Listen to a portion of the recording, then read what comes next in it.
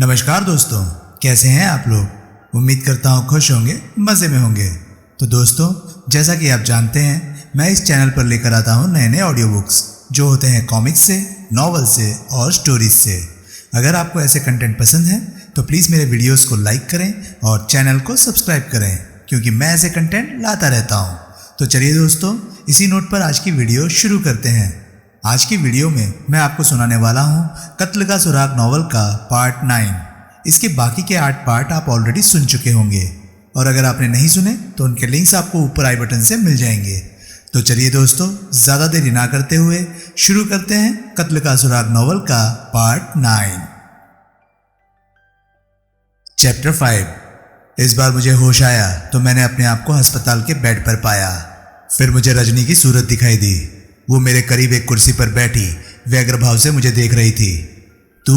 मैं कंपित स्वर में बोला। यहाँ? हाँ, वो बोली। मैं कहाँ हूँ? मूलचंद अस्पताल में। कैसा लग रहा है? जिस्म का पोर पोर दुख रहा है। वो सब ठीक हो जाएगा। कोई गंभीर चोट आपको नहीं लगी है? बहुत खुशकिस्मत हैं आप, बहुत बड़े एक्सीडेंट से बाल बाल बचे हैं। लेकिन तू कैसे वहाँ पहुँच गई? इत्तेफाक से, बिल्कुल इत्तेफाक से। दफ्तर बंद करके ऑटो पर घर जा रही थी कि लेडी श्री राम कॉलेज के सामने मुझे अपने से आगे आपकी फिएट कार दिखाई दी थी। फिर मेरे देखते देखते मेरी आंखों के सामने आपकी कार का एक्सीडेंट हो गया। आपकी कार एक बिजली के खंभे से टकराई। उसे पीछे से आते एक टेम्पो की ठोकर लगी, जिससे कि कार की डिक्की का दरवाज़ा खुल गया। मैं ऑटो से उतरकर दौड़ती हुई आपकी कार के करीब पहुंची। डिक्की का दरवाज़ा खुला देखकर मुझे वहाँ पड़े टायर ट्यूब में छुपी रिवॉल्वर का ख्याल आया। उस घड़ी मुझे लगा कि रिवॉल्वर वहाँ से बरामद नहीं होनी चाहिए थी, सो मैंने जल्दी से वहाँ से रिवॉल्वर निकाली और अपने हैंडबैग में डाल ली। तब मैंने देखा कि वहाँ तो कुछ और भी मौजूद था। क्या? चमड़े की लाल जिल्द से मड़ी एक मोटी डायरी और उसके 20 दबे कुछ कागजात मेरी कार की डिक्की में। हाँ, तब किसी अज्ञात भावना से प्रेरित होकर वो डायरी भी मैंने बैग में डाल ली। ओह, किसी ने तुझे ये सब करते देखा तो नहीं? मेरे ख्याल से नहीं देखा। मैं तो पलक झपकते ही आपकी कार के पास पहुँच गई थी। देखा तो टोका नहीं। कोई बड़ी बात नहीं कि वहाँ बाद में जमा हुए लोगों ने मुझे भी आपकी कार का मुसाफिर ही समझा हो सकता है। फिर मेरी तवज्जो आपकी तरफ गई। आप स्टीयरिंग के पीछे बेहोश पड़े थे। मैंने आपके लिए मदद की दुहाई दी तो कोई दौड़कर कहीं से पुलिस को फ़ोन कराया। फिर पलक झपकते वहाँ पुलिस की एक जिप्सी वैन पहुँच गई। उन्होंने आपको कार से निकाल कर वैन में डाला और यहाँ ले आए। अब वो कागजात और रिवॉल्वर कहाँ हैं? मेरे घर में, आटे के कनस्तर में। तेरे माता पिता आ गए? नहीं, मुझे खुद हैरानी है। टेलीग्राम नहीं मिली होगी उन्हें, या देर से मिली होगी। हो सकता है। तू जब वापस यहाँ आई तो तेरे से सवाल नहीं हुआ कि पहले तू कहाँ चली गई थी? ना, मेरे ख्याल से तो पुलिस की मेरी वहाँ मौजूदगी की तरफ तवज्जो ही नहीं गई थी। वो तो यही समझे थे कि मैं बस पहली बार अस्पताल पहुँची थी। उन्होंने ये नहीं पूछा कि तुझे एक्सीडेंट की खबर कैसे लगी? ना, किसी ने ना पूछा। पूछते तो जवाब मेरे पास तैयार था। क्या? जमा हुई भीड़ में से कोई आपको पहचानता था। उसने आपके ऑफिस फ़ोन किया, जहाँ की मैं इत्तेफाक से अभी मौजूद थी, और मुझे आपके एक्सीडेंट की खबर दी। मैं दौड़ी यहाँ चली आई। शाबाश, अब मेरी समझ में आ गया कि हत्यारे की क्या मंशा थी। उसने मेरी कार की ब्रेक फेल करके हीरा के कुछ और कागजात डिक्की में छुपा दिए। उसकी निगाह में बिना ब्रेक की कार चलाने पर मेरा एक्सीडेंट होना अवश्यंभावी था। मैं मर गया होता तो बात ही खत्म थी, क्योंकि तब जब हीरा की डायरी और मर्डर वेपन वो रिवॉल्वर मेरी कार में से बरामद होते तो यही समझा जाता कि सब किया धरा मेरा ही था। एक्सीडेंट से बच भी जाता तो मेरी कार से उन चीज़ों की बरामदी की रूह में पुलिस की निगाह में सस्पेक्ट नंबर 1 मैं ही होता। यानी कि यादव ने जैसी भविष्यवाणी की थी, तकरीबन वैसा ही सब कुछ हुआ था। मुझे सोचना चाहिए था कि हीरा के कागजात मेरे सिर थोपने के लिए मेरी कार, जो कि लावारिस सिंह मेरे घर के बाहर फुटपाथ पर खड़ी रहती थी, भी निहायत माकूल जगह थी। उन कागजात का मेरे फ्लैट में पाया जाना या मेरी कार में पाया जाना हत्यारे के मकसद के लिहाज से एक ही बात थी। एक चिट्ठी छोड़ गया था। मैंने हड़बड़ाकर सिर उठाया और बोला, क्या कहा? मैंने कहा, रजनी बोली, हरीश पांडे ऑफिस में आया था और आपकी गैर हाजिरी में आपके लिए एक चिट्ठी छोड़ गया था। कहाँ है वो चिट्ठी? मेरे पास है। उसने एक बंद लिफाफा मुझे थमाया। मैंने लिफाफा खोलकर उसमें से चिट्ठी निकाली और उसे पढ़ा। लिखा था, सरोज बेक्टर और प्रभात पचौरी की माली हालत आजकल खराब चल रही मालूम होती है। पिछले दिनों पचौरी ने अपनी नई टाटा सिएरा बेचकर सेकंड हैंड मारुति खरीदी है और बेक्टर ने 4 लाख के शेयर बेचे हैं। उसका स्टॉक ब्रोकर कहता है कि यूँ उसने पहले कभी शेयर नहीं बेचे, और कहता है कि मुनाफा कमाने के लिहाज से शेयर बेचने के लिए वो मुनासिब वक्त नहीं था। हरीश पांडे। मैंने चिट्ठी को फाड़कर उसके टुकड़े रद्दी की टोकरी में डाल दिए। कोई बड़ी बात नहीं थी कि उन दोनों ने हीरा को देने के लिए रकम खड़ी करने के लिए वो काम किए थे, लेकिन ये रकम भी कोई कब तक खड़ी कर सकता था। मैं दोनों की कल्पना हीरा के कातिल के तौर पर करने लगा। आपकी ये रात तो कम से कम यहीं कटेगी, रजनी कह रही थी। मैं अब चलती हूँ, सुबह आऊँगी। मैंने सहमति में सिर हिलाया। वो दरवाजे पर पहुंची। मैं एकाएक बोला, एक काम और करना। वो ठिठकी। उसने घूमकर मेरी तरफ देखा। इंस्पेक्टर यादव को फ़ोन करना। मैं बोला, उसे बता देना मैं कहाँ हूँ और कहना कि मैं उससे बहुत ज़रूरी बात करना चाहता हूँ। ठीक है। वो चली गई। आधे घंटे बाद यादव मेरे सामने मौजूद था। क्या हुआ? वो आते ही बोला। मैंने बताया। मैंने तो वो बोला पहले ही कहा था कि मैं तुम्हारी दूरदर्शिता की दाद देता हूँ। अब तो बच गए, लेकिन ये ना भूलो कि ऐसी वारदात तुम्हारे साथ फिर वाक़या हो सकती है। यहाँ से निकलते ही मैं सावधान रहूँगा। सावधान तो तुम पिछली बार भी थे, इस बार ज़्यादा सावधान रहूँगा। मुझे कैसे याद किया? मैंने उसे बताया कि कैसे रजनी ने मर्डर वेपन, रिवॉल्वर को और हत्यारे द्वारा मेरी डिक्की में रखे हीरा के कागजात को वहाँ से निकाला था और अपने घर ले गई थी। रजनी अपने घर अकेली है। आखिर में मैं बोला, उसके माँ बाप ने हरिद्वार से लौटना था, लेकिन लौटे नहीं। मुझे डर है कि हत्यारा अब रजनी पर वैसे हल्ला ना बोल दे जैसे उसने रूबी पर बोला था। लेकिन अभी उसे पता कैसे चला होगा कि वो रिवॉल्वर और वो कागजात पुलिस ने तुम्हारी दुर्घटनाग्रस्त कार से नहीं बरामद किए? पता चल सकता है उसे। ऐसी बातों की जानकारी हासिल करने का उसका कोई साधन हो सकता है। मैं चाहता हूँ कि सिर्फ आज की रात तुम रजनी की निगरानी का कोई इंतज़ाम करवा दो। आज के बाद क्या होगा? पहला काम तो यही होगा कि मैं यहाँ से आज़ाद हो जाऊँगा। डॉक्टर लोगों ने कहा है कि तुम्हारी कल छुट्टी हो जाएगी। नहीं कहा, लेकिन वो छुट्टी दे ना दे, मैं कल के बाद यहाँ नहीं रुकने वाला। घर का पता बोल अपने सेक्रेटरी का। मैंने बोला। ठीक है। वो बोला, मैं भी खुद लोधी रोड थाने जाता हूँ और 2 सिपाहियों की इस पते पर रात भर की तैनाती का इंतज़ाम कर देता हूँ। इंतज़ाम हो जाएगा? अच्छा, तो अब तुझे भी लगने लगा है कि मेरे बुरे दिन आ गए हैं। सॉरी। वो चला गया तो वहाँ एसीपी तलवार के कदम पड़े। उसके साथ उस घड़ी सिर्फ एसआई रावत था। क्या हुआ? तलवार मेरे पलंग के करीब पहुंचकर बोला, आपको मालूम ही होगा। मैं शुष्क स्वर में बोला, न मालूम होता तो आप यहाँ आते। कार की ब्रेक कैसे फेल हो गई? पता नहीं, हो गई या कर दी गई? मेरे ख्याल से तो कर दी गई। इस ख्याल की कोई वजह? मैंने उसे बताया कि कैसे वो वारदात होने से थोड़ी देरी पहले मेरे फ्लैट पर मेरे ऊपर आक्रमण हुआ था। मेरी बेहोशी के दौरान ही मैं बोला, किसी ने मेरी कार की चाबियां मेरी जेब से निकाली थी, उसकी ब्रेक खराब कर दी थी और चाबियां वापस मेरी जेब में डाल दी थी। मैंने उसे ये वाकया ना बताया कि हत्यारे को कार की चाबियों की ज़रूरत उसकी डिक्की खोलकर भीतर हीरा के कागजात प्लांट करने के लिए थी। यूँ तुम्हारी तलवार बोला, मौत का सामान कौन कर सकता है? हीरा और रूबी के हत्यारे के सिवाय और किसने किया होगा ऐसा? वही शुरू से ही मेरे पीछे पड़ा हुआ है। उससे पहले भी मेरी रिवॉल्वर चुराकर उससे रूबी का कत्ल करके मुझे फंसवाने की कोशिश कर चुका है। मैं तब न फंसा तो उसने ये नया पैंतरा अख्तियार कर लिया। तुम्हारे से क्या दुश्मनी है उसकी? दुश्मनी नहीं है, वो मेरे को अपने लिए खतरा महसूस करता है। वो समझता है कि रूबी को हीरा से ऐसा कुछ मालूम हुआ था जो कि उसने आगे मुझे बता दिया था, जो उसकी जान के लिए खतरा बन सकता था। इतना आप मानते हैं या नहीं मानते कि हीरा का कत्ल भले ही किसी भी वजह से हुआ हो, रूबी का कत्ल सिर्फ एक वजह से हुआ था कि कातिल को अंदेशा था कि रूबी उसकी असलियत जानती थी। इसी तरह से कातिल को अंदेशा था कि मैं उसकी असलियत जानता था या जान सकता था। यह मुसीबत तुम्हारी खुद की बुलाई हुई है मिस्टर प्राइवेट डिटेक्टिव। आग के साथ खिलवाड़ करोगे तो हाथ जलेगा ही। मैं खामोश रहा। और कोई बात? तलवार बोला, जो तुमने पुलिस से छुपा कर रखी हुई हो। मैंने इंकार में सिर हिलाया। ऐसे फटाफट जवाब न दो। वो अप्रसन्न भाव से बोला, सोच के जवाब दो। पुलिस से छुपाव करने के मामले में अपना भला बुरा विचार का जवाब दो। अच्छी तरह से सोच के रखना जवाब। मैं कल फिर आऊँगा। फिर बिना दोबारा मेरे पर निगाह डाले वो रावत के साथ वहाँ से रुखसत हो गया। सुबह जब मेरी नींद खुली तो मैंने पाया कि 7 बजे हुए थे। तब सबसे पहले मुझे यही एहसास हुआ कि पिछली रात की तरह मेरे जिस्म का पोर पोर नहीं दुख रहा था। मैंने पलंग से उतरकर दोनों हाथ हवा में फैलाकर अंगड़ाई ली तो हालात को और भी आशाजनक पाया। मैं फिट तो नहीं था, लेकिन अपनी निगाह में बिस्तर वाला केस भी नहीं था। मैं नित्य क्रम से निवृत्त हुआ तो अस्पताल का एक सर्वेंट चाय ले आया। एक नाई मेरी शेव कर गया। फिर ब्रेकफास्ट। फिर मैंने बाथरूम में जाकर गर्म पानी से स्नान किया और अपने पिछले रोज वाले कपड़े झाड़ पोंछ कर पहन लिए। मैं शीशा देखकर बालों में कंघी फिरा रहा था, जबकि मॉर्निंग राउंड का डॉक्टर वहाँ पहुँचा।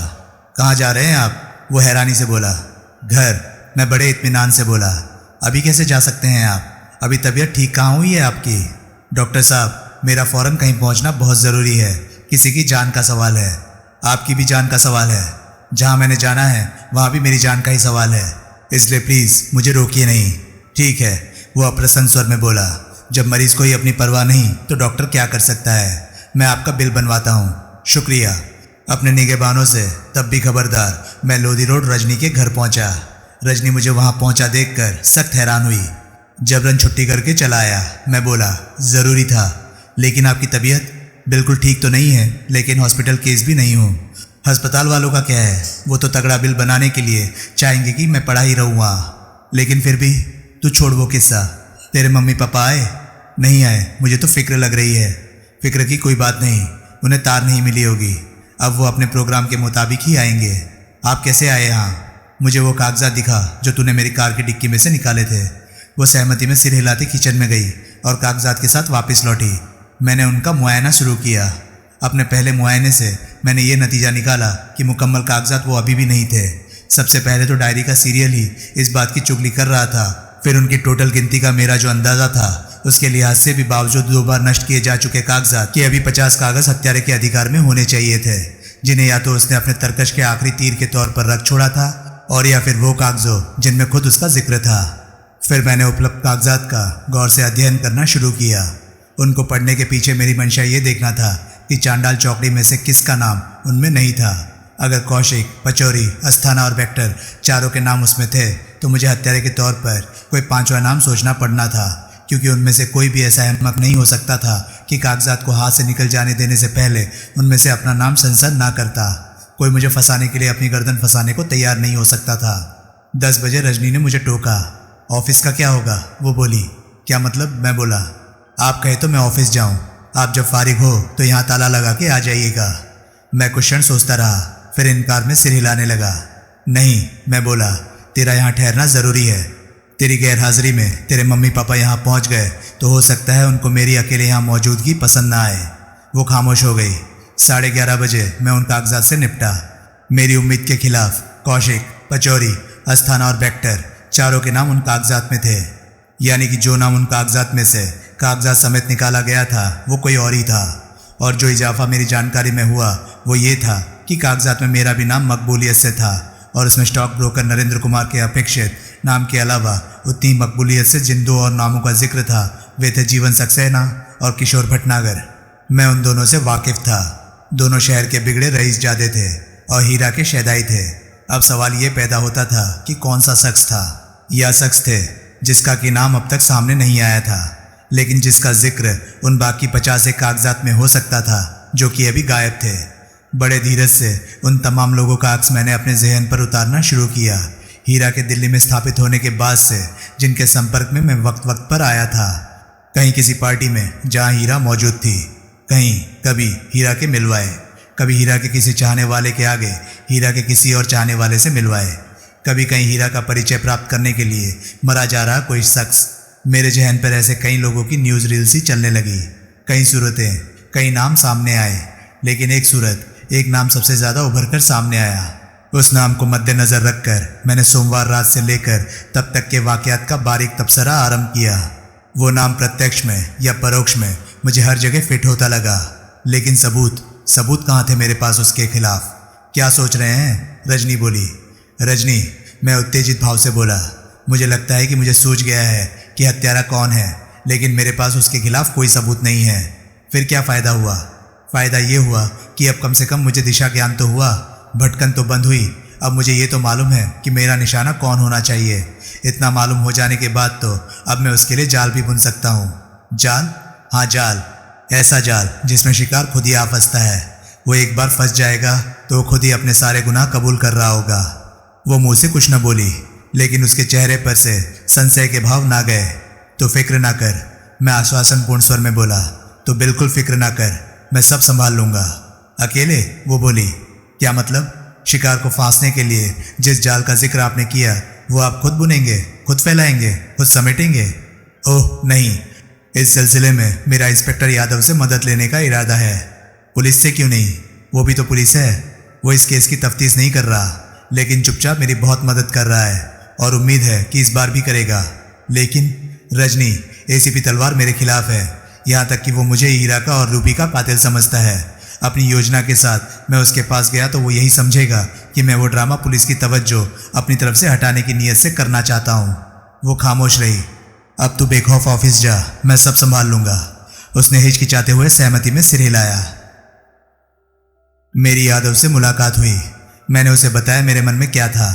देखो, मैं बोला, रूबी की बहन निक्सी गोमेज जब आगरे से यहाँ आई तो तुमने खुद मुझे बताया था कि पुलिस के खर्चे पर दरियागंज के आकाश होटल में ठहरी थी। उसके लिए पुलिस की ये मेहमान नवाजी सिर्फ एक दिन ही चली थी। इसका साफ मतलब ये है कि पुलिस की निक्सी गोमेज में दिलचस्पी कब की खत्म हो चुकी है। मैं इसी बात को कैश करना चाहता हूँ। मैं निक्सी के माध्यम से ये स्थापित करना चाहता हूँ कि रूबी अपनी बहन के लिए एक चिट्ठी छोड़ गई थी जिसमें उसके हीरा से ताल्लुकात और हीरा की रंगीन जिंदगी के बारे में बहुत कुछ तफसील से लिखा था। ऐसी चिट्ठी उसके हाथ अब इतने दिन बाद क्यों लगी? कोई ज़्यादा दिन नहीं हुए, उसे परसों से ही तो रूबी के फ्लैट का पोजीशन मिला है। वो कह सकती है कि उसने आज से ही रूबी के साजो सामान को पैक करके फ्लैट खाली कर देने का अभियान शुरू किया था, इसलिए वो चिट्ठी आज ही उसके हाथ लगी थी। चिट्ठी में होगा क्या? चिट्ठी तो होगी ही नहीं असल में, लेकिन असल में कहा क्या जाएगा उस फर्जी चिट्ठी के बाबत? यही कि रूबी ने उस हत्यारे की पहचान के लिए स्पष्ट संकेत छोड़े थे और वो चिट्ठी लेकर निक्सी मेरे पास मेरे फ्लैट पर आ रही थी। मैं हीरा की निजी जिंदगी से रूबी से कम वाकिफ नहीं। मेरे लिए ऐसे चंद फिक्रे गढ़ लेना कोई मुश्किल काम नहीं होगा जो कि हीरा से संबंधित हर शख्स को अपनी तरफ इशारा करते लगेंगे। उस चिट्ठी को एक लिफाफे में बंद करके लिफाफे पर यह लिख दिया जाएगा, निक्सी गोमेज के लिए। लिफाफा केवल मेरी मौत की सूरत में ही खोला जाए, रूबी गोमेज। यादव, मेरा दावा है कि हत्यारे का तो लिफाफे पर लिखी ये इबारत देखकर ही दम निकल जाएगा। चिट्ठी की तो बात ही क्या है। हत्यारा वो चिट्ठी देखेगा कैसे? मैं दिखाऊंगा। कहाँ? अपने फ्लैट पर, जहाँ की मैं पचौरी, बैक्टर, अस्थाना, नरेंद्र कुमार, जीवन सक्सेना और किशोर भटनागर को आने के लिए कहूँगा। यानी कि खुद अपनी मौत बुलाने का सामान करोगे, अपनी भी और निक्सी गोमेज की भी। मैं निक्सी से एसीपी तलवार को भी तो उस लिफाफे की बाबत फ़ोन करवाऊंगा। उसे शक नहीं होगा। वो ये नहीं सोचेगा कि अगर ऐसा कोई लिफाफा रूबी के फ्लैट में था तो वो तब बरामद क्यों नहीं हुआ था जबकि रूबी के कत्ल के बाद पुलिस ने उसके फ्लैट की तलाशी ली थी। वो ऐसा सोचे या ना सोचे, वो लिफाफा उसे हरकत में ज़रूर लाएगा। पहली संभावना तो ये है कि वो समझेगा कि पुलिस ने ठीक से तलाशी लेने में कोताही बरती थी। उसे अपनी पुलिस की तलाशी पर उसकी मुस्तैदी पर बहुत ही एतबार होगा और गारंटी होगी कि ऐसा कोई लिफाफा रूबी के फ्लैट पर होता तो वो तलाशी में पुलिस की निगाहों से छुपा नहीं रहने वाला था, तो भी वो ज़रूर कोई कदम उठाएगा, भले वो ये इल्ज़ाम लगाने के लिए ही हो कि वैसी किसी चिट्ठी की कहानी झूठी थी। और जब तलवार को ये पता चलेगा कि चिट्ठी की कहानी तुम्हारी गढ़ी हुई थी तो तुम्हारा क्या होगा? अगर मेरी स्कीम कारगर निकली और कातिल पकड़ा गया तो कुछ नहीं होगा। पुलिस की इतनी बड़ी कामयाबी के सामने मेरी किसी छोटी मोटी खुराफात की क्या बिसात होगी? पुलिस उसे यकीनन नज़रअंदाज कर देगी। उसने सहमति में सिर हिलाया। So there you are. Nixie से बात कर ली तुमने? वो तो अभी मैं करूँगा, पहले तुम तो हामी भरो मेरी कोई मदद करने की। मैं क्या मदद करूं? पहले तो निक्सी से मिलने ही मेरे साथ चलो। मेरे साथ तुम्हारी एक पुलिस अधिकारी की मौजूदगी उसे आश्वस्त करेगी कि ठीक है चलो। निक्सी ने बड़े सब्र के साथ मेरी बात सुनी। मुझे ऐसे किसी काम में हेल्प करने से क्या एतराज़ होगा? फिर वो बोली, जो कि मेरी बहन के कातिल को पकड़वाने के लिए किया जा रहा हो। उस कमीने को अपनी करतूत की सज़ा मिले, मेरे लिए इससे बड़ी बात और क्या हो सकती है? वही तो। मैं चैन की सांस लेता हुआ बोला, अब बोलिए चिट्ठी कैसे तैयार करनी है? मेरे निर्देश पर उसने 2 फुल स्केप पेपरों जितनी लंबी चिट्ठी तैयार की और उसे एक लिफाफे में बंद करके उस पर लिखा, for Nixie Gomez to be open in case of my death, Ruby Gomez. अब मैं बोला, आप इसकी यहाँ से बरामदी की बाबत क्या कहेंगी? यही कि मैं पैक करने के लिए रूबी के कपड़े समेट रही थी, वो बोली, जबकि उसकी एक जैकेट की जेब में से मुझे ये चिट्ठी पड़ी मिली थी। बढ़िया, अब आपको मेरे साथ मेरे फ्लैट पर चलना होगा। ज़रूर, आप नीचे चलिए, मैं ड्रेस चेंज करके आती हूँ। आप बराए मेहरबानी ऐसी कोई ड्रेस पहनिएगा जो टिपिकल गोवानीज हो, और एक ड्रेस एक्स्ट्रा भी साथ लेके चलिएगा। वो किस लिए? मैं रास्ते में बताऊँगा। ठीक है। 6:30 बजे मेरे फ्लैट से निक्सी ने एसीपी तलवार को फ़ोन किया। उसे अपनी मेरे फ्लैट पर मौजूदगी और चिट्ठी की बाबत बताया और उसे ठीक 7 बजे वहाँ पहुँचने के लिए कहा। जवाब में तलवार ने कहा कि वो अपनी पूर्ववत व्यवस्थाओं की वजह से वो 7 बजे नहीं पहुँच सकता था। अलबत्ता वो अपने युवा एएसआई भूप सिंह रावत को ठीक 7 बजे वहाँ पहुँच जाने का आदेश जारी कर रहा था। साथ में उसने कहा कि उसकी पूरी कोशिश खुद भी वहाँ पहुँचने की होगी, लेकिन अगर वो वहाँ ना पहुँचे तो वो चिट्ठी रावत को दे दी जाए। मुझे उम्मीद थी कि वो छूटते ही सवाल करेगा कि निक्सी मेरे फ्लैट पर क्या कर रही थी, लेकिन उसने ऐसा नहीं किया था। 7:15 बजे बुलाए गए मेहमानों में से जो पहला शख्स वहां पहुंचा वो सरोज बेक्टर था। उसने बड़े अनमने भाव से मेरे से हाथ मिलाया, निक्सी का अभिवादन किया और यादव पर प्रश्नसूचक निगाह डाली। ये देवेंद्र यादव है, मैं बोला। ये मेरे फ्रेंड है। उसने गंभीरता से सिर हिलाया और फिर वहां की बाहर की ओर खुलने वाली खुली खिड़की के पास एक कुर्सी पर रखे उस पुतले पर निगाह डाली जो निक्सी की गोवानिश ड्रेस, एक स्लीवलेस गाउन, कोहनियों तक के सफेद दस्तानों और सजावटी हेड से ढका हुआ था।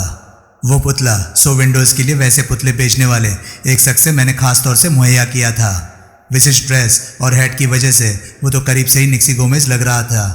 नीचे सड़क से तो उसका निक्सी गोमेज लगना निश्चित था। पुतले के पीछे दीवार के साथ एक टेबल लैंप मैंने इस अंदाज से रखा था जिससे उसकी रोशनी पुतले की पोशाक और हेड को तो हाईलाइट करती थी, लेकिन सूरत पर हेड की परछाई पड़ने की वजह से फासले से सूरत एक आकार मात्र ही लगती थी। ये क्या है? बेक्टर उत्सुक भाव से बोला। धीरज रखो, अभी मालूम पड़ जाएगा। वो खामोश हो गया और 5 मिनट बाद जीवन सक्सेना और किशोर भटनागर आगे पीछे वहां पहुंचे। उनके भीतर दाखिल होते ही अस्थाना का फोन आया। उसने बड़ी रुखाई से कहा कि उसे एकाएक एक बहुत ज़रूरी काम पड़ गया था जिसकी वजह से वो नहीं आ सकता था। पचौरी और नरेंद्र कुमार न खुद आए न उनका फ़ोन आया। पूर्व सूचना के अनुसार ठीक 7 बजे एएसआई भूप सिंह रावत वहां पहुंचा। पुतले से भी ज़्यादा हैरानी उसके चेहरे पर इंस्पेक्टर यादव को वहां देखकर प्रकट हुई, लेकिन उस बाबत उसने कोई उद्गार व्यक्त न किए। फिर उसने बताया कि एसीपी तलवार साहब कमिश्नर साहब के साथ एक कॉन्फ्रेंस में व्यस्त हो गए थे, इसलिए उन्होंने उसे वहां भेजा था और खुद वो बाद में पहुंचेंगे। उसने बताया कि उसे आदेश था कि तलवार साहब के ना पहुंचने की सूरत में वो रूबी की कथित चिट्ठी के साथ निक्सी गोमेज को लेकर पुलिस हेडक्वार्टर एसीपी साहब के ऑफिस में पहुंचे। अभी 2 लोग और यहाँ आने वाले हैं। मेरे सिखाए पड़ा ढंग से निक्सी बोली। मैं एक बार सबसे एक साथ उस चिट्ठी की बात किए बिना यहाँ से नहीं जाऊंगी। लेकिन रावत ने कहना चाहा, अगर दैट्स फाइनल, अगर वो लोग ना आए तो मैं 7:30 तक उनका इंतजार फिर भी करूंगी। रावत खामोश हो गया। वो बड़े नर्वस भाव से बार बार यादव को देख रहा था। यादव वहां ना होता तो शायद से अपनी कोई पुलिसी आकड़फू दिखाता, लेकिन तब तो वो खामोश ही रहा। मैंने तमाम मेहमानों को इस ढंग से यहाँ बिठाया था कि खिड़की की सीध में कोई भी नहीं था। ऐसा उन्हीं की भलाई के लिए करना जरूरी था। जो ड्रामा वहाँ स्टेज होने वाला था उसका उन्हें कोई अंदाजा जो नहीं था। 7:15 बजे तक भी पचौरी और नरेंद्र कुमार की कोई खोज खबर वहां ना पहुंची। रावत तब तक उतावला होने लगा था और बार बार पहलू बदलने लगा था। मैं यहाँ और नहीं रुक सकता। फिर एकाएक वो बोला, मैडम आप मेरे साथ नहीं चल सकती तो चिट्ठी मेरे हवाले कीजिए। निक्सी ने बड़ी मजबूती से इनकार में सिर हिलाया। है भी ऐसी कोई चिट्ठी? निक्सी ने अपनी स्कर्ट की जेब से निकालकर उसे चिट्ठी दिखाई, जिसे अन्य लोगों ने भी बड़ी उत्सुक और आशंकित निगाहों से देखा। मैडम, रावत सख्ती से बोला, आपको गिरफ्तार किया जा सकता है। किस बिना पर? निक्सी बोली। कत्ल के केस से ताल्लुक रखते सबूत को इरादतन छुपा कर रखने के इल्जाम में मैं आपको चिट्ठी समेत जबरन हिरासत में लेकर हेडक्वार्टर ले जा सकता हूँ। निक्सी ने व्याकुल भाव से मेरी तरफ देखा। मैंने यादव की तरफ देखा।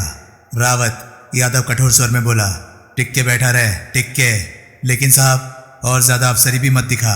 अभी तो इतना काबिल नहीं हो गया कि जो कुछ यहाँ हो रहा है वो तेरे पल्ले पड़ जाए। लेकिन साहब, मुझे हुक्म हुआ है कि हुक्म भी बजा लेना, लेकिन अभी टिक के बैठ। साहब, आप जानते हैं कि आजकल मैं सीधे एसीपी साहब के अंडर काम कर रहा हूँ। जानता हूँ, तभी तो तू समझता है कि तेरी कोई औकात हो गई है। और यादव तत्काल खामोश हुआ। जो कुछ होने की उम्मीद थी वो हो गया था। सबकी आंखों के सामने पुतले की गर्दन के ऊपर के भाग के परखच्चे उड़ गए थे और वो कुर्सी से उछलकर फर्श पर आ गिरा था। मैंने साइलेंसर की वजह से दब गई 3 गोलियां चलने की आवाज़ साफ सुनी थी। मैं झपटकर खिड़की के करीब पहुंचा। एक नीली ओमनी उसी क्षण मुझे परला फुटपाथ छोड़कर सड़क पर दौड़ती दिखाई दी। यादव, मैं चिल्लाया और बाहर को भागा। यादव मेरे पीछे दौड़ा। सीढ़ियां फलांगते वक्त मैंने देखा कि रावत भी पीछे दौड़ा चला आ रहा था। नीचे सड़क पर पहुंचकर यादव एक जीप में सवार हुआ, जिसे कि वो खास तौर से मेरी दरख्वास्त पर वहां लाया था। मैं भी लपक कर उसके पहलू में बैठ गया। तभी सड़क पर रावत प्रकट हुआ। वो एक क्षण को परे खड़ी अपनी मोटरसाइकिल की ओर लपका और फिर पता नहीं क्या सोचकर हमारे पीछे दौड़कर तब तक चल चुकी और रफ्तार पकड़ने को तत्पर जीप पर सवार हो गया। यादव ने ऐतराज न किया। ऐतराज करने वाला हाल ही कहाँ था। नीली ओमनी तो तोप से छूटे गोले की तरह वहां से भागी थी। तेज चलाओ, मैं चिल्लाया, वरना वो निकल जाएगा। ऐसे कैसे निकल जाएगा? यादव दांत भींचता हुआ बोला। तूफानी रफ्तार में जीप सड़क पर भागी। आगे एक चौराहे की लाल बत्ती सामने थी, लेकिन नीली ओमनी ने उसकी कोई परवाह न की। एक बस की चपेट में आने से बाल बाल बचती वो चौराहे से पार भागी। उसी रफ्तार से लाल बत्ती पर ही यादव ने चौराहा पार किया। यादव, वो निकल जाएगा, मैंने फरियाद की। चुप कर, यादव फुफकारा। फिर जीप की रफ्तार बढ़ी और ओमनी और जीप में फासला कदरन घटा। दोनों गाड़ियां अब कालका जी की दिशा में दौड़ रही थी। साला बहुत ही दक्ष ड्राइवर है, यादव बोला। गाड़ी तो जैसे हवा में उड़ा रहा है। क्यों ना हो, मैं बोला। ऐसी ड्राइविंग भी तो पुलिस ट्रेनिंग में सिखाई जाती है। क्या? सामने, मैं आतंकित भाव से बोला। सामने। यादव ने सामने देखा। एक ट्रक पहाड़ की तरह हमारे ऊपर चढ़ा आ रहा था। फिर जीप उस ट्रक के पहलू से उसका पैंट खुरसती गुजरी। मेरी जान में जान आई। तुम भी कौन से कम दक्ष ड्राइवर हो, मैं बोला। बातें न कर कोहली, वरना फिर मेरा सड़क से ध्यान बट जाएगा। मैंने होंठ भींच लिए। साहब, एकाएक रावत बोला। मैं गोली चलाऊं? खबरदार, तत्काल यादव बोला। अभी नहीं, अभी सड़क पर लोगों की भीड़ है। दोनों कारें तुगलकाबाद के इलाके में पहुंची और फिर बदरपुर मेहरौली रोड पर दौड़ने लगी। वहां पैदल चलने वाले ना के बराबर थे। यादव शैतानी रफ्तार से जीप को दौड़ा रहा था, लेकिन ओमली के पहलू से वो अभी भी परे था। अलबत्ता दोनों गाड़ियों का फासला घटता जा रहा था। अब एकाएक यादव बोला, अब चला गोली। रावत ने फायर किया। ओमनी का पिछला शीशा चटका। नीचे नीचे, यादव चिल्लाया। टायर को निशाना बना। टायर फट गया। रावत बोला, तो वो क्रैश कर जाएगा। मरे मादर, यादव भड़का। अबे वो हत्यारा है। रावत ने 2 फायर एक साथ किए। उस घड़ी ओमनी सड़क पर एक गहरा मोड़ काट रही थी। एक गोली उसके पिछले किसी टायर में लगी। तत्काल ओमनी डगमगाई। वातावरण में ब्रेकों की भीषण चरचराहट गूंजी। फिर ओमनी पलट गई और कई कलाबाजियां खाती हुई एक खड्डे में जाकर गिरी।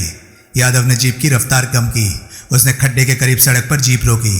हम तीनों जीप में से उतरे। कौन होगा ओमनी में? यादव टेंशन भरे स्वर में बोला। यह भी कोई पूछने की बात है, मैं बोला। कौन? तुम्हारा एसीपी। और कौन? तलवार। हाँ, पागल हुए हो? जाके देख लो। लेकिन तलवार? अरे हाथ कंगन को आरसी किया, पढ़े लिखे को फारसी किया। यादव तत्काल खड्डे में उतरने का रास्ता टटोलने लगा। मैं और रावत उसके पीछे हो लिए। रावत, मैं बोला, तुम्हारे एसीपी ने तुम्हें क्या कहकर भेजा था? यही कि, वो बोला, उनकी कमिश्नर के साथ मीटिंग थी, इसलिए तुम्हारे यहाँ ग्रेटर कैलाश में जाऊं। तुमने तलवार को कमिश्नर के ऑफिस में जाते अपनी आंखों से देखा था? नहीं। निक्सी की कॉल के वक्त तुम तलवार के ऑफिस में थे? नहीं। तलवार ने तुम्हें अपने ऑफिस में बुलाकर बताया था कि निक्सी का फ़ोन आया था और 7 बजे तुमने वहाँ उसके पास पहुँचना था क्योंकि वो खुद बिजी था। हाँ, ये बात तुम्हें अजीब नहीं लगती? कौन सी बात? जिस केस के हल की तलाश में मंगलवार सुबह से तुम्हारा एसीपी खुद मारा मारा फिर रहा था। निक्सी ने उसे उसका हल सुझाया तो बिजी हो गया।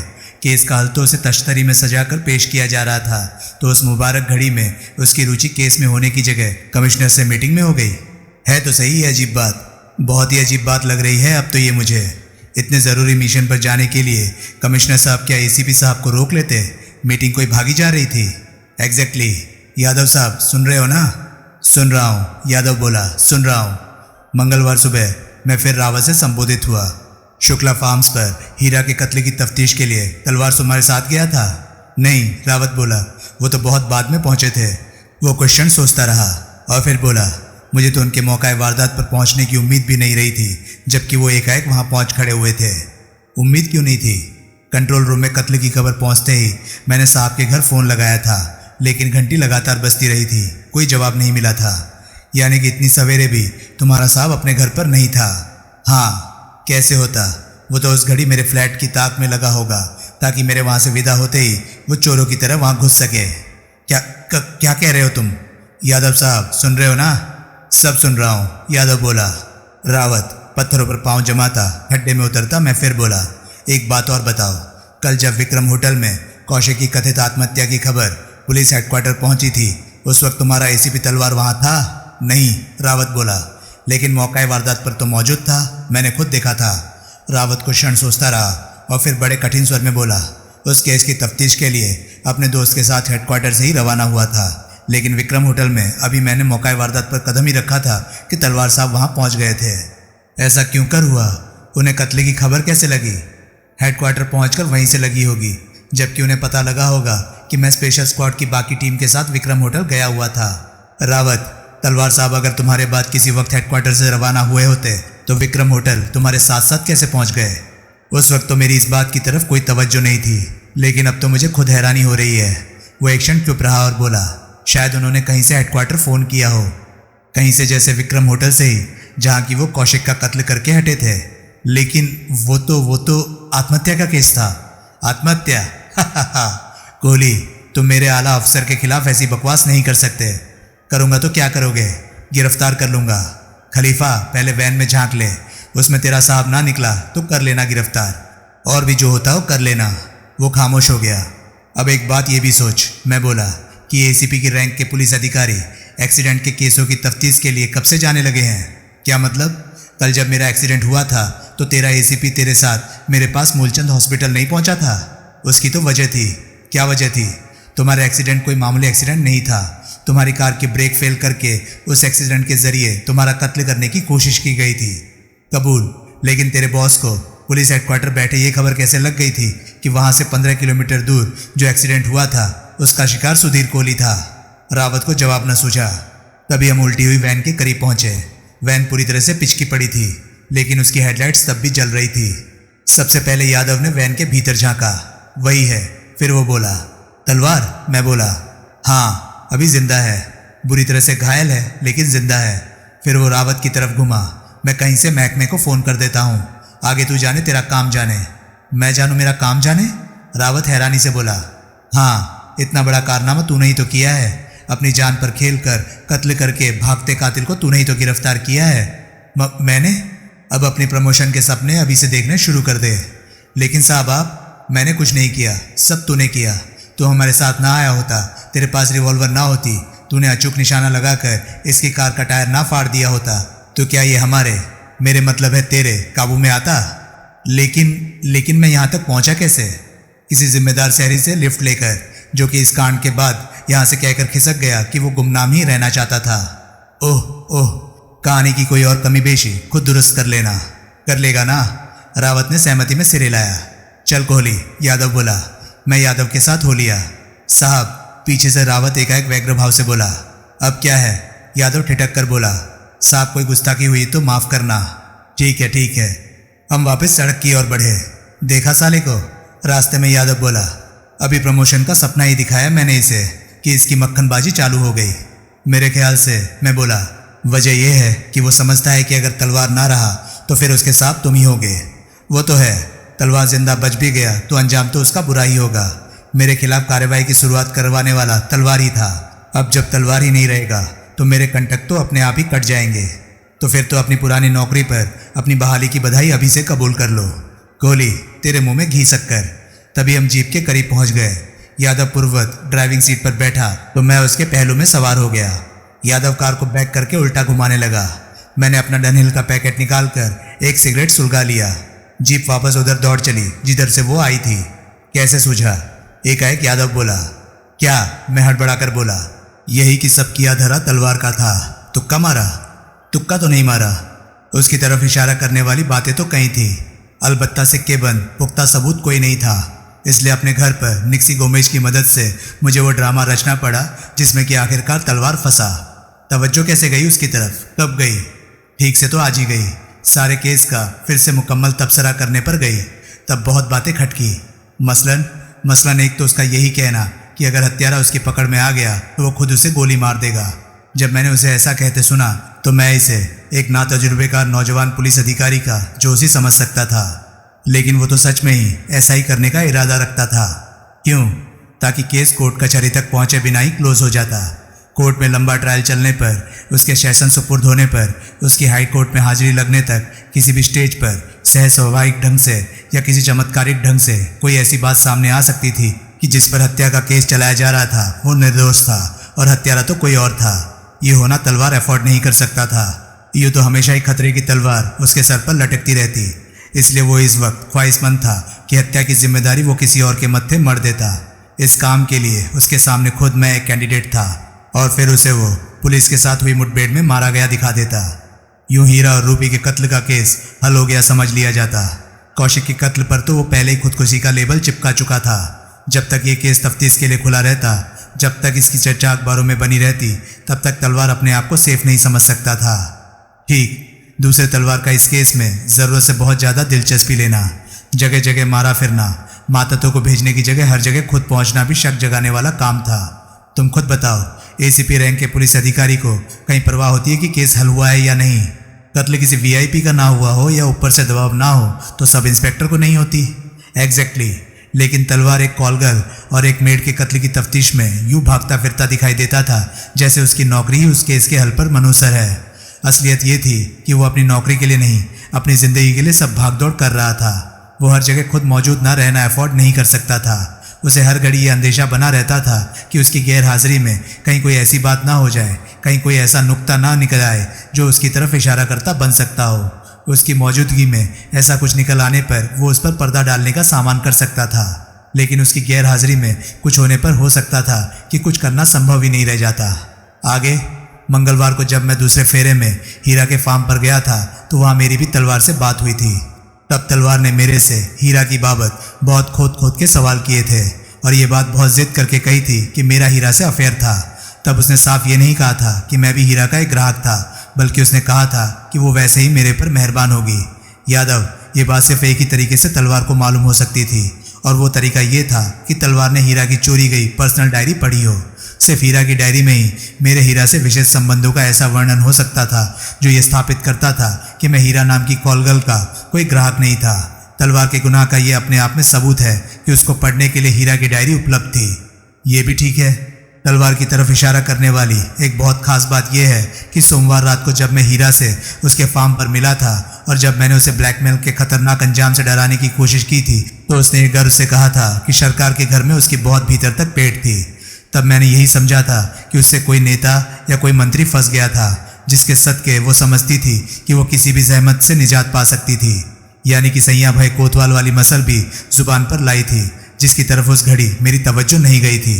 तब खुद मुझ पर हीरा का जादू सवार ना होता तो तत्काल मुझे सूझता कि उससे कोई पुलिसिया फंस गया था जिसे वो सैया भाई कोतवाल का दर्जा दे रही थी। यादव, वो कोतवाल और कोई नहीं, तुम्हारा एसीपी तलवार था। एक कॉलगर्ल की एक पुलिस अधिकारी से बेहतर हिफाजत और कौन कर सकता था। ये बातें तुम्हें आज सूझी? हाँ, खटक तो रही थी मुझे पहले से, लेकिन इतनी भगदड़ थी इस केस में कि दिमाग कुछ कैच नहीं कर पाता था। एक रात अस्पताल में गुजरी तो दिमाग को जैसे टॉप गियर लग गया। और क्या सूझा? और ये सूझा कि हत्यारे को ताले खोलने में महारत हासिल थी। हीरा के फार्म में उसने हीरा का कत्ल करने के लिए बंगले के प्रवेश द्वार का ताला खोला, मेरी रिवॉल्वर और कागजात चुराने के लिए मेरे फ्लैट का ताला खोला, murder weapon cold revolver plant करने के लिए अस्थाना के ऑफिस का ताला खोला और कागजात प्लांट करने के लिए पेक्टर की कोठी का और पचौरी के फ्लैट का ताला खोला। यादव, ऐसी कारीगरी या तो कोई शातिर चोर दिखा सकता था या कोई ऐसा शख्स दिखा सकता था जिसने इस काम के लिए किसी शातिर चोर की शागिर्दी की हो। अब बोलो, एक एसीपी के लिए किसी उस्ताद ताला तोड़ को तलब करने, उससे 2-4 ट्रिक्स ऑफ ट्रेड सीख लेना क्या कठिन काम था? मामूली काम था, लेकिन एक आईपीएस एसीपी ने ऐसा किया, ये बात जरा हजम नहीं हो रही। अब जरा रूबी के कत्ल पर आओ। उसके कत्ल के दौरान गोली चलने की आवाज़ किसी ने नहीं सुनी थी, किसी ने पुलिस को खबर नहीं दी थी, लेकिन तलवार फिर भी वहाँ मौजूद था। इस बहाने के साथ मौजूद था कि उसने रूबी से कुछ और सवाल पूछने थे जिन्हें पूछने के लिए एक मामूली मेड को अपने ऑफिस में तलब नहीं किया था। उससे चंद सवाल पूछने के लिए पुलिस का वो उच्चाधिकारी खुद वहाँ आया था। हकीकत यह है कि वो वहाँ आया नहीं था, बल्कि था ही वहीं। ये बात स्थापित हो चुकी है कि वारदात की खबर जिस टेलीफोन कॉल के माध्यम से पुलिस तक पहुंची थी वो कॉल रूबी के ही फ़ोन से की गई थी और खुद हत्यारे ने की थी, यानी कि तलवार ने की थी। हाँ, इस संदर्भ में एक और बात भी है जो गौर करने लायक है। कौन सी बात? रूबी अकेली रहती थी, इसलिए सावधानी के तौर पर कॉल बेल बजने पर वो दरवाजे को चेन लॉक लगाकर खोलती थी। वो मुझे खूब अच्छी तरह से जानती थी। फिर भी जब मंगलवार को मैं उससे मिलने गया था तो उसने मुझे भी कितनी देर दरवाजे और चौखट के बीच तनी जंजीर से पार ही रखा था और मेरी नीयत की तसल्ली हो जाने पर ही मुझे जंजीर हटाकर भीतर घुसने दिया था। इतनी सावधानी बरतने वाली लड़की अब किसी अरे गहरे को तो भीतर घुसा नहीं सकती थी, लेकिन तलवार तो पुलिस उच्चाधिकारी था और रूबी को मालूम था कि हीरा के कत्ल के केस की तफ्तीश उसी के हाथ में थी, लिहाजा तलवार को वो जंजीर से पार नहीं रोके रख सकती थी। उसे आया पाकर तो उसने उसके लिए फौरन दरवाज़ा खोला होगा। यादव, हत्यारा कोई और होता तो ये सेवा, ये सुविधा उसे हासिल ना होती। तो क्या है, रूबी को तो दरवाजे के बाहर खड़े खड़े भी शूट किया जा सकता था। कबूल, लेकिन उस कत्ल में मुझे फंसाने का सामान नहीं किया जा सकता था। तब रूबी को जान से हाथ धोने से पहले मुझे फ़ोन करने पर मजबूर नहीं किया जा सकता था। तब पुलिस को की गई गुमनाम टेलीफोन कॉल रूबी के फ्लैट से ओरिजिनेट नहीं हुई हो सकती थी। ओह, तलवार रूबी के मुअज्जिन मेहमानों की तरह बाकायदा भीतर दाखिल हुआ था। उसने पहले जबरन उससे कॉल करवाई थी, फिर उसका कत्ल किया था, फिर पुलिस को मेरी बाबत फ़ोन किया था और मेरे वहाँ पहुँचने के इंतज़ार में इमारत के करीब ही कहीं छुप गया था। मैं रूबी के फ्लैट में पहुंचा था तो वो मेरे पीछे पीछे फिर वहां पहुंच गया था। किस लिए? मेरा कत्ल करने के लिए और किस लिए? वो ये जाहिर करना चाहता था कि उसने हत्यारे को, मुझे, रूबी का कत्ल करते रंगे हाथों पकड़ा था। हत्यारा अपनी करतूत से फारिग ही हुआ था कि ऊपर से वो वहां पहुंच गया था और इससे पहले कि हत्यारा उसे शूट कर देता उसने हत्यारे को शूट कर दिया। यादव, उस रोज मेरी जान तो रूबी के मकान मालिक ने बचा ली, जो कि तलवार के लगभग पीछे पीछे ही तकाजा करने के लिए ऊपर पहुंच गया था और फिर तलवार के कहने पर भी वहां से नहीं टला था। यानी कि पहले उसने तुम्हारा कत्ल करके सारा किस्सा खत्म करने की कोशिश की, फिर हीरा के कागजात और मर्डर वेपन के माध्यम से जरा लपेटते वाले तरीके से तुम्हें फंसाने की, तुम्हें हत्यारा साबित करने की कोशिश की और फिर कल तुम्हारे कार की ब्रेक फेल करके उनमें कागजात प्लांट करके तुम्हारा घातक एक्सीडेंट करने की कोशिश की, जो कि तुम्हारी खुशकिस्मती से घातक साबित ना हुआ। अब मेरा सवाल ये है कि उसने ये आखिरी कदम, जो कि काफ़ी आसान था, सीधा था, टू दी पॉइंट था, पहले क्यों ना उठाया? क्योंकि पहले वो उम्मीद कर रहा था कि जो साजो सामान उसने अस्थाना वगैरह पर प्लांट किया था, जब मैं उसको बरामद कर लूँगा तो मेरी तवज्जो उन्हीं पर फोकस होकर रह जाएगी और फिर मैं उन्हीं में से किसी एक को हत्यारा साबित करने में मशरूफ़ हो जाऊँगा। यानी कि वो उम्मीद कर रहा था कि मुझे यूँ ख्याल तक ना आएगा कि हत्यारा उन चारों के अलावा कोई और भी हो सकता था, लेकिन हालात उसके काबू से निकल गए। मेरा बर्ताव वैसा ना बन पाया जैसा कि वो उम्मीद कर रहा था। वो समझ रहा था कि अपनी हर खोज की, मर्डर वेपन की, कागजात की खबर लेकर मैं उसके पास पहुंचूंगा और फिर वो भी उन चारों में से किसी को हत्यारा साबित करने में मेरी मदद करने लगेगा। लेकिन सिलसिला यूं ना चला। अपनी किसी खोज की मैंने उसे भनक तक ना लगने दी। तब उसे मेरे खिलाफ अपनी नई स्ट्रेटेजी तैयार करनी पड़ी, लेकिन वो भी काम ना आई क्योंकि एक करिश्मा साज तरीके से मैं एक्सीडेंट से बच गया। मरना तो क्या, मैं तो एक्सीडेंट में गंभीर रूप से घायल भी ना हुआ। कौशिक के कत्ल की नौबत क्यों आई? मेरे ख्याल से कौशिक की बदकिस्मती से तलवार की किसी करतूत का चश्मदीद गवाह बन गया था। मंगलवार सुबह जब मैं उसके होटल के कमरे में उससे मिला था तो वो तब भी बहुत घबराया हुआ था और विस्की में पनाह तलाश रहा था। वो क्या है कि वो ये जानने का बहुत इच्छुक था कि हीरा के साथ मेरी कैसी बीत रही थी। हकीकत यह है कि कौशिक और पचौरी के कहने पर ब्लैकमेल का नाजुक विषय हीरा से छेड़ने के लिए मैं उस रात हीरा से मिलने गया था। कौशिक का, पचौरी का भी ये जानने को उत्सुक होना स्वाभाविक था कि हीरा से मेरी क्या बातचीत हुई थी और उसका क्या नतीजा निकला था। ज़रूर वो सारी रात मेरे से बात होने का इंतज़ार करता रहा था। हीरा का कत्ल ना हो गया होता तो जाहिर था मैं उसे और पचौरी दोनों को खबर करता कि हीरा की क्या मंशा थी, लेकिन कत्ल के बाद तो खुद मुझे ही आपाधापी पड़ गई थी, इसलिए मैं उनसे फ़ौरन संपर्क नहीं कर सका था। कौशिक का होटल क्योंकि मेरे घर के करीब ही था, इसलिए मंगलवार सुबह वो मेरे घर पर मिलने चला आया होगा। तब ज़रूर उसने तलवार को चोरों की तरह मेरे घर में घुसते और फिर वहाँ से बाहर निकलते देखा होगा। वो जानता था कि तलवार कौन था? जानता ही होगा, जानना कोई बड़ी बात भी नहीं। हीरा ऐसी कई पार्टियों में जाती थी जिनमें उसके चाहने वाले भी शामिल होते थे। खुद मैं नरेंद्र कुमार की एक पार्टी में तलवार से मिला था। फिर तलवार को भी इस बात की खबर लग गई होगी कि कौशिक ने उसे चोरों की तरह मेरे फ्लैट में दाखिल होते देख लिया था। वो कौशिक से उसके होटल में जाकर मिला होगा या उससे फ़ोन पर बात की होगी और उसने कौशिक को धमकाकर अपनी बाबत चुप करा दिया होगा। वो चुप हो गया होगा, हो ही गया होगा, तभी तो मंगलवार ही उसका कत्ल ना हो गया। लेकिन जब वो चुप हो गया था तो फिर उसके कत्ल की क्या ज़रूरत थी? ज़रूर तलवार को उसकी चुप्पी पर एतबार नहीं बन रहा था। क्यों नहीं बन रहा था? एक तो इसलिए क्योंकि वो हैवी ड्रिंकर था, बहुत शराब पीता था। वो नशे में कभी भी किसी के सामने मुंह फाड़ सकता था। दूसरे, तलवार को ये मालूम था कि उसका मेरे से संपर्क था। कैसे मालूम था? या तो मेरी निगरानी की वजह से मालूम होगा या खुद कौशिक ने ऐसा बताया होगा।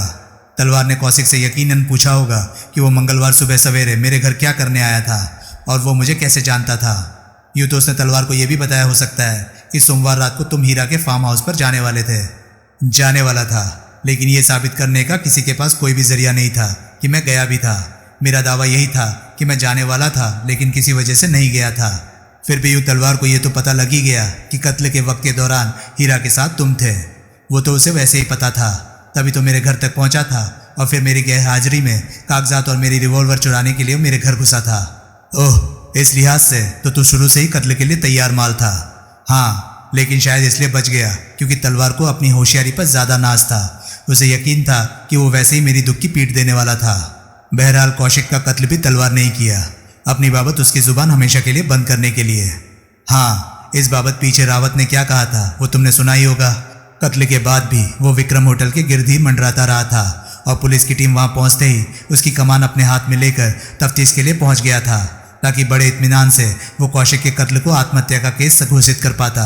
लेकिन मैं तुम्हें पहले ही बता चुका हूँ कि क्यों वो आत्महत्या का केस नहीं हो सकता था। यादव ने सहमति में सिर हिलाया। वो क्वेश्चन खामोशी से जीप चलाता रहा। अब सबसे अहम सवाल। फिर वो बोला, उसने सबसे पहला कत्ल ही क्यों किया? क्यों उसके लिए हीरा का कत्ल करना जरूरी था? यह भी कोई पूछने वाली बात है? जाहिर है कि हीरा उसे भी ब्लैकमेल करने लगी थी। हीरा उससे एक पार्टी में मिली थी। जब उसे पता लगा होगा कि तलवार दिल्ली पुलिस में एक उच्चाधिकारी था, नौजवानी में ही एसीपी था और अभी पुलिस के महकमे में बहुत तरक्की कर सकता था, तो हीरा ने उसे अपने काम का आदमी माना होगा। अब किसी को अपने रूप जाल में फंसा लेना तो उसके लिए चुटकियों का काम था। नतीजतन तलवार भी उसकी फैन क्लब का चार्टर्ड मेंबर बन गया होगा। फर्क सिर्फ ये रहा होगा कि बाकी मेंबर हीरा की नवाजिशों की कीमत अदा करते थे, जबकि तलवार को सब कुछ फ्री ऑन दी हाउस हासिल होता होगा। यादव यहाँ सैया कोतवाल नहीं बना था, कोतवाल सैया बन गया था। बहरहाल तलवार के जरिए वो ये दावा तो कर सकती थी कि सरकार के घर में उसकी भीतर तक पेट थी। बिल्कुल, और उस पेट की पुलिस प्रोटेक्शन की अपने भविष्य के उन प्रोग्रामों के लिए उसे सख्त ज़रूरत थी, जिनका स्पष्ट संकेत सोमवार रात को हीरा ने मुझे दिया था। क्या प्रोग्राम थे उसके? वो प्रोस्टिट्यूशन का ऑर्गेनाइज्ड रैकेट चलाना चाहती थी और खुद मदाम बन के ऑर्गेनाइजेशन को कंट्रोल करना चाहती थी। अपने पेशे में शामिल करने के लिए रूबी की सूरत में एक कैंडिडेट तो उसने छांट भी रखा था। कई और लड़कियां भी, मसलन सिल्वर मून में उसकी कैबरे की जोड़ीदार लड़कियां ही उसकी निगाह में ज़रूर होगी। वो, यादव हैरानी से बोला, चकला चलाना चाहती थी? सबरान तरीके से, विलायती अंदाज से, ऊंची क्लाइंटेल के लिए। खुद बड़ी अम्मा बनना चाहती थी, पानदान वाली नहीं। और तलवार को चकले का चौकीदार बनाना चाहती थी। बिल्कुल। तौबा, इतना तो मानते हो ना कि ऐसा कोई प्रोजेक्ट पुलिस प्रोटेक्शन के बिना नहीं चल सकता। दिल्ली शहर में तो नहीं चल सकता, कहीं भी नहीं चल सकता। अब सोचो, एक असिस्टेंट कमिश्नर ऑफ पुलिस से बढ़िया प्रोटेक्शन कौन दे सकता था? अगर हीरा की ये मर्जी थी तो फिर तो ये उसकी फीस से भी बढ़कर खिदमत हुई। फिर तलवार को फ्री तो कुछ ना हासिल हुआ। जब तक हुआ तब तक हुआ, अब आगे नहीं होने वाला था। हीरा ने उस पर दबाव डाला होगा, तलवार दबाव में आया नहीं होगा, उसे मंजूर नहीं हुआ होगा एक कॉल गर्ल सर्विस का मुहाफिज बनना। तब हीरा ने उसे एक्सपोज कर देने की धमकी दी होगी और यूं ये सिलसिला खून खराबे तक पहुंच गया होगा। ओह, वो एक क्षण खामोश रहा, फिर बोला, तेरे फ्लैट के लिए यहीं से मुड़ना है या अभी आगे से? अभी आगे से। मैं बोला, एक बात तो बताओ। क्या? तुम्हें तलवार के घर का पता मालूम है? हाँ, डिफेंस कॉलोनी में रहता है वो। घर में और कौन कौन है? कोई भी नहीं, यहाँ तो अकेला ही रहता है। दरअसल वो चंडीगढ़ से है, जहाँ की उसकी फैमिली रहती है। बीवी बच्चे? नहीं है, अभी शादी नहीं हुई। तुम मुझे उसके घर ले जा सकते हो? वो किस लिए? वो हैरानी से बोला। अब जाहिर है कि वो 45 कैलिबर की कोल्ड रिवॉल्वर जिससे कि हीरा का कत्ल हुआ था, अस्थाना के ऑफिस में उसने प्लांट की थी। अब अगर वो रिवॉल्वर तलवार के घर से बरामद हो तो उसके खिलाफ केस 100% मजबूत हो जाएगा। रिवॉल्वर उसके घर से कैसे बरामद होगी? हो जाएगी। है कहाँ वो रिवॉल्वर? मैंने कोट की भीतरी जेब से निकालकर उसे रिवॉल्वर दिखाई। कोहली, वो हैरानी से बोला, तू उसके घर में? जो करूँगा मैं करूँगा। तुमने तो मुझे सिर्फ उसका घर दिखाना है। लेकिन वो मेरे मुंह में घी शक्कर वाला रवैया ही बरकरार रखो यादव साहब। तुम मरेगा। बिल्कुल ठीक। मैं मरूंगा। तुम मुझे भी मरवाएगा। बिल्कुल गलत। तुम तो उसके घर के करीब भी नहीं फटकोगे। अगर वहां तू पकड़ा गया तो मैं तेरी कोई मदद नहीं करूंगा। कबूल? मैं तुझे छोड़कर भाग जाऊंगा। ये भी कबूल? ठीक है। उसने कार ग्रेटर कैलाश की तरफ मोड़ने की जगह डिफेंस कॉलोनी की दिशा में दौड़ा दी। रास्ते में मैंने रिवॉल्वर को अच्छी तरफ से रगड़कर साफ कर दिया और उसे रुमाल में लपेट लिया। एक बात बताओ यादव साहब, फिर मैं बोला, तुमने इतने बड़े कांड में, भंडाफोड़ में यश का भागी क्यों नहीं बनना चाहा? रावत को क्यों राजा बना दिया? पहली बात तो यही है कि मैं नहीं चाहता कि किसी को खबर लगे कि इस केस में शुरू से ही तेरी मेरी जुगलबंदी थी। ये बात जाहिर हो जाने पर ऐसा लगता कि मैं जानबूझकर तलवार के पीछे लगा हुआ था, क्योंकि उसने मेरे खिलाफ डिपार्टमेंटल इंक्वायरी शुरू करवाई थी। वो मुझे सस्पेंड कराने का इरादा रखता था, इसलिए बदले की भावना से प्रेरित होकर मैं उसके पीछे पड़ा था। दूसरे, इस वारदात के वक्त तेरे फ्लैट पर अपनी मौजूदगी की कोई माकूल वजह बताना मेरे लिए मुश्किल होगा। वो तो रावत भी गवाह है तुम्हारी मेरे फ्लैट पर मौजूदगी का। उसकी मजाल नहीं हो सकती मेरा नाम अपनी जुबान पर लाने की। वो मेरा नाम लेगा तो शोहरत का जो सहरा उसके माथे बनने वाला है वो उसका वन मैन शो कैसे माना जाएगा? मेरे घर पर मौजूद मेहमान, उन्हें तुझे समझाना होगा। समझा तो लेगा ना? हाँ, बड़ी आसानी से। बढ़िया। तभी यादव ने जीप को डिफेंस कॉलोनी में एक स्थान पर रोका। जो सामने गली देख रहा है? वो बोला। हाँ, मैं बोला। उसके सिरे पर एक 5 मंजिली इमारत है। वहाँ और कोई इमारत इतनी ऊंची नहीं है, इसलिए यही उसकी पहचान है। समझ गया? हाँ। उसकी सबसे ऊपर की मंजिल पर तलवार का फ्लैट है। बस एक ही फ्लैट है उस मंजिल पर? नहीं, 2 है, लेकिन दूसरा खाली है। गुड। मैं जीप से निकलकर गली में दाखिल हो गया। यादव की बताई इमारत में लिफ्ट थी, जिस पर सवार होकर मैं निर्विघ्न 5वीं मंजिल पर पहुंच गया। अगला काम भी कोई खास मुश्किल ना निकला। तलवार के फ्लैट का मुख्य द्वार का ताला मैंने बड़ी सहूलियत से खोल लिया। मैं भीतर दाखिल हुआ। रिवॉल्वर को छुपाने के लिए मुझे बेहतरीन जगह बेडरूम में मौजूद एक स्टडी टेबल लगी। स्टडी टेबल को लगा मामूली सा ताला मैंने चुटकियों में खोल लिया। वहाँ रिवॉल्वर रखने के लिए जब मैंने उसका निचला दराज खोला तो वहाँ मुझे एक ऐसी चीज़ दिखाई दी जिस पर निगाह पड़ते ही मेरी बाँछें खिल गई। मेरे पिछले अंदाजे के मुताबिक हीरा के जो 50 कागजात अभी हत्यारे के अधिकार में होने चाहिए थे वो वहाँ उस दराज में मौजूद थे। मैंने उन कागजात के ऊपर ही रिवॉल्वर रख दी और दराज को बंद करके टेबल को बदस्तूर ताला लगा दिया। मैं वहाँ से बाहर निकला। मैंने फ्लैट का ताला भी पूर्ववत बंद किया और निर्विघ्न वापस यादव के पास पहुँच गया। मेरे जीप में सवार होते ही यादव ने तत्काल जीप आगे बढ़ा दी। काम हो गया? वो बोला। ना सिर्फ हो गया, मैं बोला, उम्मीद से बढ़िया हो गया। क्या मतलब? मैंने उसे तलवार के फ्लैट में मौजूद हीरा के बाकी कागजात की बाबत बताया। ओह, यादव बोला, यानी कि अब रही सही कसर भी पूरी हो जाएगी। बिल्कुल। रात 11 बजे मेरी यादव से फिर मुलाकात हुई, जबकि वो मेरे फ्लैट में पहुंचा। बढ़िया खबर थी, वो बोला। सोचा तुझे चल के बता के आऊं। गुड, मैं बोला। क्या खबर है? तलवार की जान तो नहीं बची है, लेकिन वो अपना अपराध कबूल करके मरा है। अपनी डाइंग डिक्लेरेशन में, जो कि एक डीसीपी की मौजूदगी में रिकॉर्ड की गई थी, उसने स्पष्ट कहा है कि हीरा का कत्ल उसने किया था। उसके हीरा के साथ नाजायज ताल्लुकात थे, जिनको एक्सपोज कर देने की धमकी वो उसे दे रही थी। तुम्हारी बात की तलवार ने तस्दीक की है कि हीरा बड़े व्यापक स्तर पर कॉल गर्ल सर्विस शुरू करना चाहती थी और उसके लिए प्रोटेक्शन वो तलवार से उसे बाकायदा ब्लैकमेल करके हासिल करना चाहती थी। आई सी। रूबी के कत्ल की कहानी और भी सनसनीखेज है। वो कहता है कि रूबी तो हीरा के मरते ही उसके कारोबार को टेक ओवर करने की इच्छुक हो उठी थी और तलवार से ब्लैकमेल और एक्सटॉर्शन की वही जुबान बोलने लगी थी जो कि हीरा बोलती थी। मजबूरन तलवार को उसका भी कत्ल करना पड़ा था और कौशिक के कत्ल के मामले में उसने तुम्हारी बात की तस्दीक की है। मंगलवार सुबह जब तुम अपने फ्लैट से निकल कर गए थे तो कौशिक ने तलवार को चोरों की तरह तुम्हारे फ्लैट में घुसते और फिर थोड़ी देर बाद वहां से निकलते देखा था। तलवार ने भी कौशिक को वहां देखा था और उसने वहीं कौशिक को ताकीद की थी कि वो इस बाबत अपनी जुबान बंद रखे। तलवार कहता था कि कौशिक ने अपनी जुबान बंद रखने का वादा तो किया था, लेकिन उसकी शराबखोरी की आदत की वजह से तलवार का उस पर मुकम्मल एतबार नहीं बना था। इसलिए 2 कत्लों के तजुर्बे से दिलेर हो चुके तलवार ने उसका भी कत्ल कर दिया। उसके घर की तलाशी हो गई। वो तो इतनी बड़ी वारदात के बाद होनी ही थी। हीरा के बाकी बचे कागजात और मर्डर वेपन, वो कोल्ड रिवॉल्वर वहाँ से बरामद कर ली गई है और बतौर मर्डर वेपन उनकी शिनाख्त हो गई है। बढ़िया। हेडक्वार्टर में पोस्टिंग से पहले तलवार ने कोई 10 महीने इंदिरा गांधी एयरपोर्ट पर ड्यूटी की थी। तब वहाँ की ड्यूटी के दौरान वो 45 कैलिबर की कोल्ड रिवॉल्वर उसने एक विदेशी के पास से पकड़ी थी, लेकिन जब उसने देखा था कि उस पर सीरियल नंबर नहीं था तो उसे एक दुर्लभ हथियार जानकर उसे माल खाने में जमा कराने की जगह अपने पास रख लिया था और विदेशी को छोड़ दिया था, जो कि इसी बात से खुश हो गया था कि उसके खिलाफ गैरकानूनी हथियार रखने का केस नहीं बनाया गया था। वही रिवॉल्वर अब तलवार ने हीरा के कत्ल में इस्तेमाल की थी और वो पिस्तौल जिससे उसने कौशिक का कत्ल किया था वो भी उसने यूं ही कहीं और से काबू कर ली होगी। वो भी जिससे उसने तुम्हारे फ्लैट में रखे पुतले पर गोलियां चलाई थी।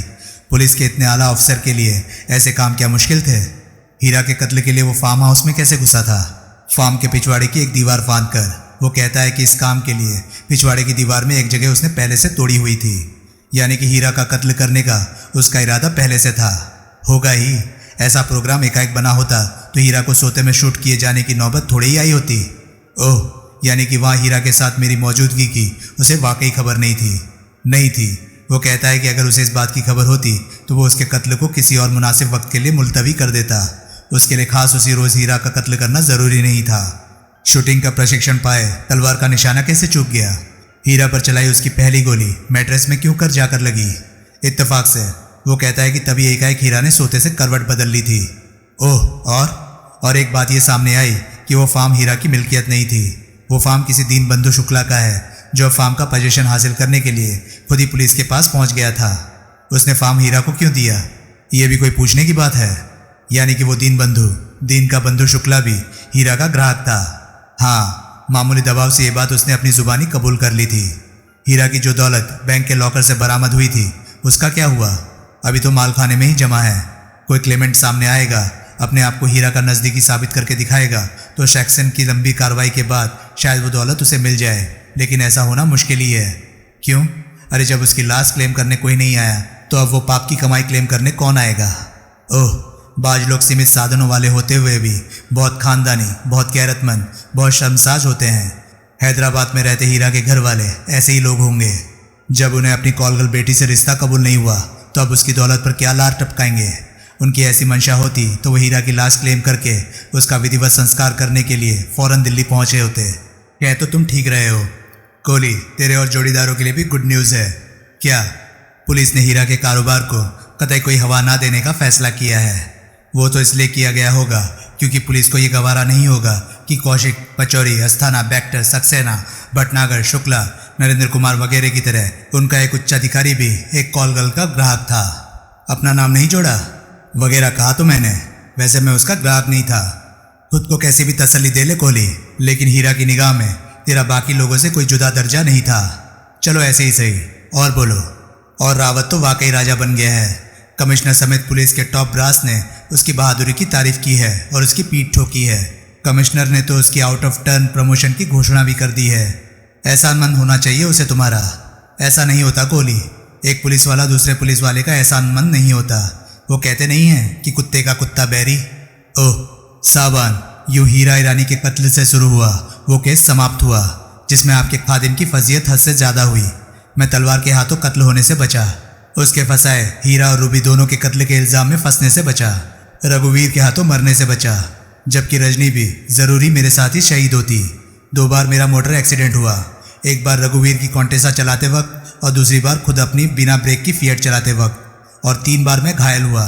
एक बार हीरा के फार्म पर बाथरूम में फिसल कर, दूसरी बार रघुवीर की एम्बेसडर से टकरा कर, और तीसरी बार अपने घर के दरवाजे पर अंधेरे में हुए वार से। तीनों बार मैंने होश खोए। नुकसान के खाते में जो दूसरी आइटम दर्ज हुई थी वो मेरी फिएट कार थी, जिसके एक्सीडेंट में बिल्कुल ही दुक्की पिट गई थी। अब खड़े पैर एक नई कार का इंतजाम करना भी मेरे लिए ज़रूरी हो गया था, जो कि एक खर्चीला काम था। जबकि उस केस में आपके खादिम ने कुल जमा वो 10,000 रुपये कमाए थे जो कि सरोज बैक्टर ने दिए थे, और जो कि उसकी मेहरबानी थी कि बावजूद अपनी धमकी के उसने मेरे से वापस नहीं वसूल किए थे। वो 10,000 रुपये में भी मैं ये नहीं कह सकता था कि मैंने पूरे कमाए थे, क्योंकि उसमें से 2,000 रुपये मैंने हरीश पांडे को भी दिए थे। इस बार सुधीर कोहली की फेमस लक को वाकई काले मुंह की नज़र लग गई थी। मेरे क्रेडिट के खाते में एक जिक्र के काबिल बात यह थी कि मेरी रिवॉल्वर अगले ही रोज़ मुझे वापस मिल गई थी। सारे सिलसिले में भारी फायदे में अगर कोई रहा था तो वो था SSI भूपत सिंह रावत, जिसे कि आनंद फानन सब इंस्पेक्टर बना दिया गया था। फायदे में इंस्पेक्टर यादव भी कम नहीं रहा था, जो कि सस्पेंड तो हुआ ही नहीं था। तलवार की मौत के बाद न केवल उसके खिलाफ विभागीय इंक्वायरी ड्रॉप कर दी गई थी, उसे अपने स्पेशल स्क्वाड की नौकरी पर भी बहाल कर दिया गया था। यानी कि एक रिश्वतखोर पुलिसिया और रिश्वत बटोरने के लिए फिर मैदान में था।